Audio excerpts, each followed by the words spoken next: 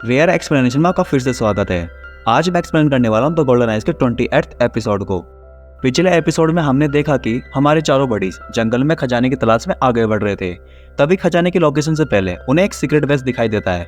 जब बॉडीगार्ड को पता लगता है कि वो डुआ का अड्डा है तो बॉडीगार्ड को याद आता है कि डुआ उसके भाई का कातिल है और वो डुआ को मारने के लिए उसके अड्डे पे आ जाता है और वहां पर पकड़ा जाता है। फिर हमारे तीनों बडीज बॉडीगार्ड को बचाने के लिए डुआ के अड्डे पर आते हैं और जंगा से बात करते हैं। तभी जंगा तीनों को एक ऑफर देता है कि तुम सभी डुआ को मार दो और अपने दोस्त बॉडीगार्ड को बचा के ले जाओ।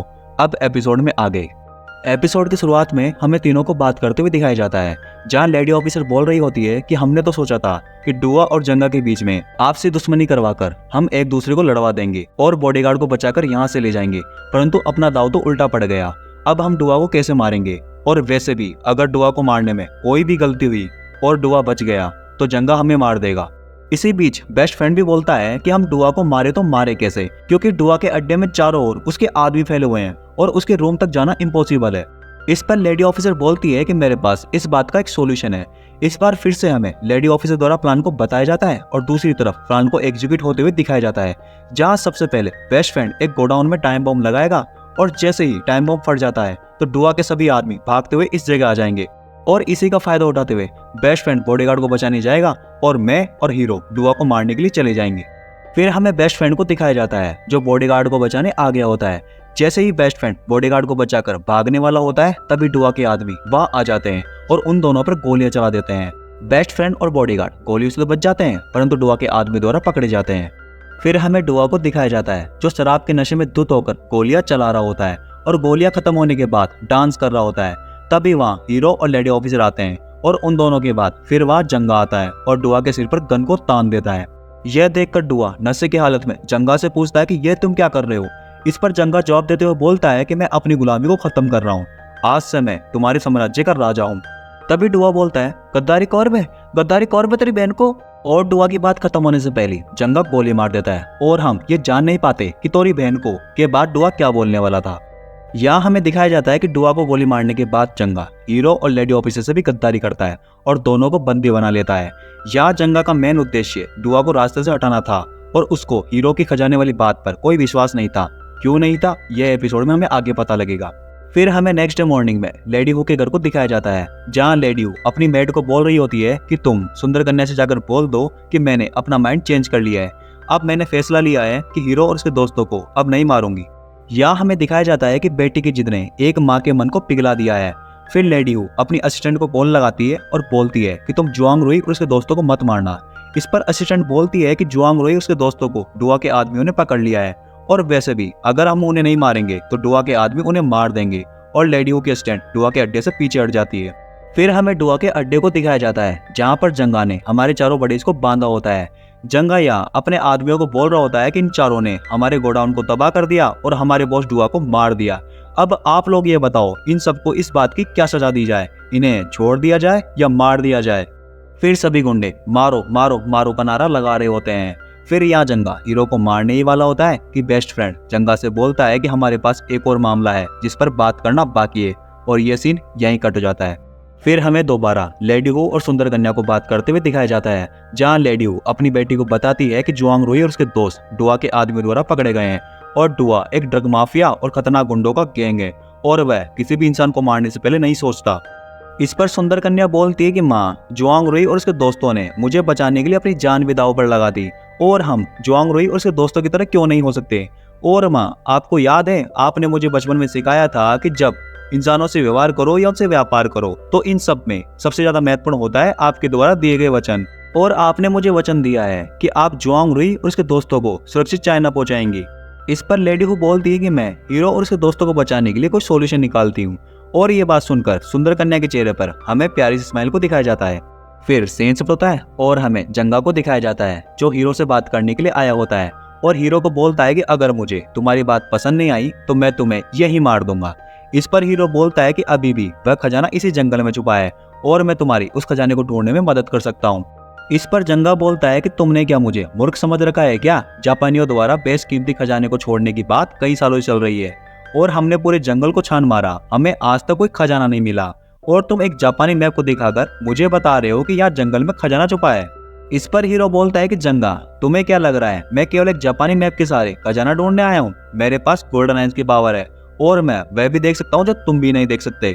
हीरो की ये बात सुनकर जंगा बोलता है कि क्या बकवास कर रहे हो। फिर हीरो जंगा को एहसास दिलाने के लिए उसकी ड्रेस के आर पार उसकी चेस्ट पर घाव के निशान को देख लेता है, जिसे छिपाने के लिए एक टैटू बनाया होता है। और फिर जंगा से बोलता है, तुम्हारी चेस्ट पर मारपीट के निशान है, इसका मतलब ये चोट के निशान तुम्हारे बचपन के हैं और बचपन में तुम्हारे पिता ने तुम्हें मारा पीटा और तुम्हारे साथ दुर्व्यवहार किया और तुमने इन्हीं यादों को छिपाने के लिए अपने घाव के निशान पर टैटू बनवा लिए। हीरो की बात सुनकर जंगा गुस्से में बोलता है, चुप हो जाओ, और अपने आदमी को बोलता है कि हीरो के हाथ खोल दो। तब जाकर हीरो के सांस में सांस आती है। फिर दोबारा सीन होता है और हमें जंगल को दिखाया जाता है, जहाँ हीरो जंगा को लेकर खजाने की तलाश में आगे बढ़ रहा होता है। हीरो अपनी गोल्डन आइज से रास्ते में कई सारे पत्थरों को देखता है जो खजाने की तरफ जाने का संकेत देते हैं। और फिर थोड़ी दूर जाने के बाद झाड़ियों के पीछे एक गुफा दिखाई देती है और हीरो जंगा को लेकर उस गुफा की तरफ जाने लगता है। फिर सभी एक एक करके उस गुफा के अंदर चले जाते हैं। फिर सीन होता है और हमें हमारे तीनों बडीज को दिखाया जाता है जो रस्सी से आपस में बंधे हुए होते हैं और यहाँ जंगा का विश्वास पात्र आदमी इन तीनों की निगरानी कर रहा होता है। तभी बेस्ट फ्रेंड जंगा के विश्वास पात्र आदमी से बोलता है कि बॉस, पक्षी चले गए, हथियार हटा दिए गए हैं, चालाक खरगोश को मार दिया गया है और शिकारी कुत्ते को उकसाया जाता है। बेस्ट फ्रेंड की बात सुनकर जंगा का विश्वास पात्र आदमी गुस्से में बोलता है कि ये क्या बकवास कर रहे हो, किसी ऐसी भाषा में समझाओ जो मुझे समझ में आए। इस पर लेडी ऑफिसर बोलती है कि बॉस, मैं आपको समझाती हूँ, कुछ ऐसी परिस्थितियां हैं जो आप अभी तक देख नहीं पाए। एक बार आप ही सोचो, जंगा ने अपने बॉस डुआ को मार दिया और खुद बेशकीमती खजाने की तलाश में हीरो के साथ चला गया। क्या यह बात आपको जंगा ने बताई? अगर जंगा को बेशकीमती खजाना मिल जाता है तो क्या वह आपके साथ खजाने को बांटेगा? जिस इंसान ने अपने बॉस के साथ वफादारी नहीं की, क्या वह आप लोगों के साथ वफादारी निभा पाएगा? यहाँ हमें यह दिखाया जाता है कि लेडी ऑफिसर जंगा के विश्वासपात्र आदमी को जंगा के खिलाफ भड़काना चाहती है और लेडी ऑफिसर का यह प्लान काम कर जाता है। तभी जंगा का विश्वासपात्र आदमी एक गुंडे को बुलाता है और बोलता है कि अभी जाकर देख के आओ कि जंगा को खजाना मिला या नहीं। फिर सेंस होता है और हमें सभी को गुफा के अंदर दिखाया जाता है, जहाँ उन्हें बेशकीमती खजाना मिल जाता है। सभी खजाने को देखकर पागल हो जाते हैं और सोने के बिस्किट अपनी अपनी जेब में डालने लगते हैं और कुछ अपने बनियान में और कुछ तो अपनी चड्डियों में भी। तभी हमें गुफा के बाहर का सीन दिखाया जाता है, जहाँ जंगा के विश्वासपात्र आदमी ने जिस गुंडे को भेजा था वह यह सब देखकर वापस आ जाता है और बोलता है कि जंगा को खजाना मिल गया है। और ये बात सुनकर जंगा का विश्वासपात्र आदमी अपने सभी आदमियों को लेकर जंगा को मारने के लिए निकल जाता है। तभी अपने तीनों बडीज भी अपने आप को छुड़ाकर उनके पीछे निकल जाते हैं। फिर दोबारा सीन होता है और हमें गुफा के अंदर का सीन दिखाया जाता है, जहाँ अपना हीरो अपनी गोल्डन आइज से गुफा को देख रहा होता है। तभी उसे एक बड़े से हॉल में एक बॉक्स दिखाई देता है और वह बॉक्स को बाहर निकाल लेता है, जिसमें एक पांडुलिपि मिलती है। और फिर जंगा हीरो के सिर पर गन को तान देता है और पांडुलिपि को हीरो से छीन लेता है। तभी गुफा की निगरानी करने वाला गुंडा गुफा के अंदर आता है और अपने बॉस जंगा से बोलता है कि कुछ लोग अपनी तरफ ही आ रहे हैं और मैं नहीं जानता कि वह कौन है। तभी जंगा अपने सभी आदमियों को लेकर उन पर अटैक करने के लिए निकल जाता है। तभी हमें गुफा के बाहर इन गुंडों की आपसी फायरिंग को दिखाया जाता है। फिर हमें हीरो को भी दिखाया जाता है, जो गुफा के बाहर निकल जाता है और वहाँ बॉडीगार्ड आकर हीरो को अपने साथ ले जाता है। फिर एक जगह जाकर अपने चारों बडीज इन गुंडों की आपसी फायरिंग को देखने लगते हैं और इस फाइटिंग सीन का आनंद लेने लगते हैं। यहाँ केवल एक चीज की कमी थी, बस उन्हें खाने के लिए पॉपकॉर्न और मिल जाते। फिर हमें फायरिंग का सीन दिखाया जाता है, जहाँ दोनों ग्रुप एक दूसरे पर फायरिंग कर रहे होते हैं और एक एक करके एक दूसरे के आदमियों को मार रहे होते हैं। उनमें से कुछ समझदार एक दूसरे पर बम चला रहे होते हैं और देखते ही देखते जंगा का विश्वासपात्र आदमी जंगा पर भारी पड़ जाता है और जंगा को खत्म कर देता है। तभी यहाँ वेस्ट तरीके सलमान खान की तरह ब्यूटीफुल लेडी के आदमियों की एंट्री होती है और बाकी बचे हुए गुंडों को खत्म कर देते हैं।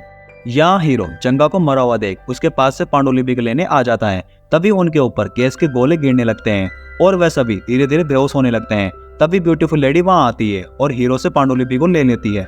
तभी हीरो बेहोश होने से पहले अपनी गोल्डन आई से ब्यूटीफुल लेडी को देख लेता है और लेडी ऑफिसर भी बेहोश होने से पहले ब्यूटीफुल लेडी का मास्क हटा देती है और यह सीन यहीं कट हो जाता है। परंतु आप सभी ये याद रखना, इस पांडुलिपि के बारे में हमें एपिसोड में आगे बताया जाएगा। फिर दोबारा सीन होता है और हमें जंगल को दिखाया जाता है, जहाँ हीरो और ब्यूटीफुल लेडी अकेले होते हैं। जहाँ हीरो ब्यूटीफुल लेडी की तरफ बढ़ रहा होता है और ब्यूटीफुल लेडी हीरो की तरफ गन को तान देती है और हीरो को शूट कर देती है। तभी हीरो इस सपने से डरकर अचानक अपने पेट से उठता है। यहाँ हमें दिखाया जाता है कि हीरो अपने घर चाइना में आ गया होता है और यहाँ हमें बेस्ट फ्रेंड के द्वारा ये पता लगता है कि लेडी हो ने इन सबको बचाकर चाइना पहुंचा दिया है और बेशकीमती खजाना किसी ने चुरा लिया है। और हम सब ये जानते हैं कि खजाना किसने चुराया है, परंतु मुझे ये बात समझ में नहीं आई कि ये सभी म्यांमार से चाइना एक्सपोर्ट कैसे हुए। खैर छोड़ो, ये तो केवल इस ड्रामे का डायरेक्टर ही जानता है। तभी हीरो रूम से बाहर आकर हॉल में बैठ जाता है और बैठे बैठे ये सोचने लगता है कि जब से मेरे साथ मेरे शॉप में रॉबरी हुई है तब से ब्यूटीफुल लेडी मेरे ऊपर नजर रखी हुई थी। यहाँ तक कि रॉबरी में भी ब्यूटीफुल लेडी का ही हाथ था और यंग मैन को फंसाने में ब्यूटीफुल लेडी का ही मास्टरमाइंड था और वो हर जगह केवल मेरा ही यूज कर रही थी। अब जाकर हीरो को एहसास होता है कि उसका भी कट गया और ये सब सोचकर हीरो माथा पकड़कर बैठ जाता है। तभी सीन शिफ्ट होता है और हमें पुलिस स्टेशन को दिखाया जाता है, जहां हमें लेडी ऑफिसर और कमिश्नर को बात करते हुए दिखाया जाता है। कमिश्नर बोल रहा होता है कि तुम्हारी थ्योरी और तुम्हारा सस्पेक्ट एकदम सही था, परंतु ये लोग बहुत ही पैसे वाले लोग हैं और अलग अलग देशों में गुनाह करते हैं और किसी भी गुनाह का कोई भी सबूत नहीं छोड़ते। इस पर लेडी ऑफिसर बोलती है कि मैं सबूत को इकट्ठा करने में बहुत ही करीब थी, परंतु हमारा मिशन फेल हो गया। इस पर कमिश्नर बोलता है कि जब तक कोई मिशन चैलेंजिंग ना हो तब तक उसे पूरा करने में मजा नहीं आता और हम अभी भी हारे नहीं हैं। तुम इस मिशन को कंटिन्यू रखो और आगे सबूत जुटाती रहो। फिर हमें थोड़ी देर बाद का सीन दिखाया जाता है जहाँ लेडी ऑफिसर हीरो से मिलने आई हुई होती है। तब हीरो लेडी ऑफिसर से पूछता है कि तुम्हारा मिशन ब्यूटीफुल लेडी थी ना। इस पर लेडी ऑफिसर बोलती है कि इस बात से क्या ही फर्क पड़ जाएगा अगर मैं इसका जवाब हाँ में दूं, क्योंकि मेरे पास इसको प्रूफ करने के लिए कोई सबूत नहीं है और तुम्हें अब ये समझना चाहिए कि ब्यूटीफुल लेडी कितनी खतरनाक लेडी है जो अपने स्वार्थ के अलावा किसी के बारे में नहीं सोचती। और ये बोलकर वहां से चली जाती है, परंतु कहाँ ये बात हीरो को समझ में आने वाली थी। आखिर पहला प्यार तो पहला ही होता है और दूसरा उसके बाद होता है।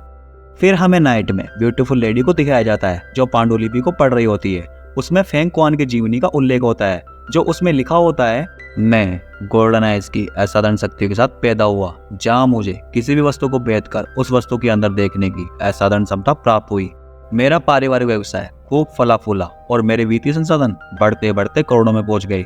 बाद में फिर मैं बीमार पड़ गया और मेरी आंखों को छोड़कर बाकी सभी अंग काम करना बंद कर दिए और उसके बाद फिर मैं अंधा हो गया और मेरी पांचों इंद्रियों ने काम करना बंद कर दिया। मैं बहुत दर्द में तड़प रहा था और मैं इतने दर्द में था कि मैं अब जीना नहीं चाहता था और मैं मर रहा था। तभी यहाँ पर पांडुलिपि में लिखे हुए शब्दों का अंत हो जाता है। तभी ब्यूटीफुल लेडी किसी को कॉल करके ये बोलती है कि फेंग क्वान संबंधित बाजार में जितनी भी प्राचीन वस्तुएं हैं और जितनी भी पांडुलिपियां है वह मुझे चाहिए और कुछ ही दिनों में मंगोलिया में फेंग क्वान संबंधित कब्र की खोज होने वाली है, उस पर विशेष ध्यान रखना। और ये एपिसोड इसी सस्पेंस के साथ यहाँ समाप्त हो जाता है। अब हमारी मुलाकात होगी द गोल्डन आइज के नेक्स्ट एपिसोड में। अगर आपको ये एपिसोड पसंद आया तो वीडियो को लाइक और शेयर करें। इसी प्रकार की रेयर एक्सप्लेनेशन देखने के लिए चैनल को सब्सक्राइब जरूर करें। सी यू सून।